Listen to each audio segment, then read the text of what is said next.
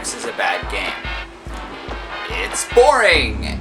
It's got imprecise controls, bad boss battles, poor utilization of series characters, overly linear level design, and it's just boring and uninspired in general. How could this happen? How could Traveler's Tales, such a talented developer, make such a mediocre game? In 2000, Wrath of Cortex was being developed by Mark Cerny. It was an unannounced PS2 game. It was supposed to be an open-world platformer where Crash would travel from planet to planet. However, in September of 2000, Universal announced that they had made a deal with Konami. Konami would be able to publish the game on the Xbox and the GameCube. The exclusivity deal that Crash had enjoyed with the PlayStation was broken, and as a result, Mark Cerny withdrew his code from the project. Traveler's Tales, the new developer of the game, were given 12 months to make a new Crash Bandicoot game entirely from scratch for a new console. But Volkmar, you're saying to yourself, Naughty Dog did it. They turned around one Crash Bandicoot game a year, every year, for 3 years. This is true. It's also true that they got 2 years to develop the first Crash Bandicoot game, and then they had an engine they could build upon. Traveler's Tales wasn't so lucky. They had to build one from scratch. So while I can forgive Traveler's Tales for making this game the way it is, I have to hold the game accountable for what it is, and what it is a mediocre Crash Bandicoot game. Ooka ooka, it's not our fault! That wretched Bandicoot is to blame! This game's writing is weak and features some of the worst traits of lazy storytelling, namely, recycling plots and injecting characters into the story in order to get it moving. The game opens with Uka Uka scolding everybody for... According to this, your track record for spreading evil is pathetic! Not meeting the evil quota for the month or something? I don't know. Eventually, Uka Uka and Cortex arrive at a plan where Uka Uka will use 4 elemental masks that he knows of in combination with Cortex's newest created super mutant, Crunch, to destroy Crash and take over the world. They need the crystals to make all this happen though, 25 of them. Aku Aku finds out, goes and tells Coco and Crash. They go to Coco's warp room, which I guess she built in the interim between Crash Bandicoot 3 and now. She's been busy. And they set off on an adventure to save the world. The biggest reason I say that the plot is weak is that this is basically a recycling of the plot from Crash Bandicoot 3. I mean, sure, Crash Bandicoot 2 and 3 both had you collecting crystals, but it was for vastly different reasons and under much different circumstances. In Crash Bandicoot 2, you collected all the crystals that were already on the planet. So in Crash Bandicoot 3, you had to go back in time, or throughout time, to gather the crystals because the crystals were no longer present, having been used up in the present. In this game, traveling to various locations using the warp room is just something you do because that's what you did in previous Crash Bandicoot games. Eventually, you gather all the crystals, and you beat up Cortex and Uka Uka, and then they tell you you need to go get all the gems so that you can see the true ending. I looked up the true ending because I couldn't be bothered, and apparently, the second time you fight them, you accidentally break Crunch of Cortex's mind control, and then Uka Uka and Cortex end up floating on an iceberg yelling at each other. Meh. So, the loading screens. Holy crap, why are there so many loading screens in this game, and why do they need to take so long? I'd rather that the game looked like the PlayStation 1 versions of Crash Bandicoot and take only a few seconds to load than look kind of okay for a PS2 game and take this long to load. Seriously, it's ridiculous! There are loading screens before the title. There are loading screens before the loading screens in this game. It's insane! The most frustrating part of actually playing this game is the loading screens. When you die to a boss, you're going to be spending a lot of time waiting through loading screens just to take another shot at him.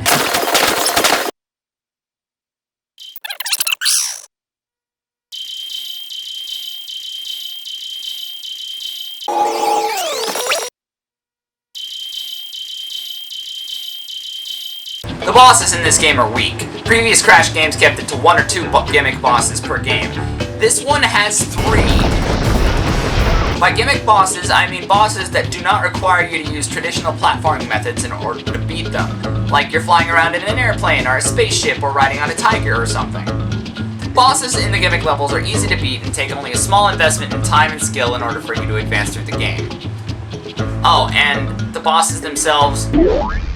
The Crash Bandicoot, eh? Oh, I've heard so so much about you, and this is the hero I have to blow away? Ha! Seems like a bunch of hot air to me. The bosses themselves are completely lacking in any interesting personality traits, as they're all essentially one-note characters that you beat and then you move on and never hear from again. Speaking of bosses, why are Tiny, Dingodile, Entropy, and other various Crash Bandicoot villains scattered at random throughout these levels? It's so surreal to run into 3 or 4 copies of Dingodile or Tiny on the same level. I looked it up, and apparently Traveler's Tales wanted to put in mini boss battles involving the characters from the Crash Bandicoot series, but they cut them out to preserve the flow of the game. Even so, leaving the characters in was lazy, and it's very strange to run into multiples of the character in the same level.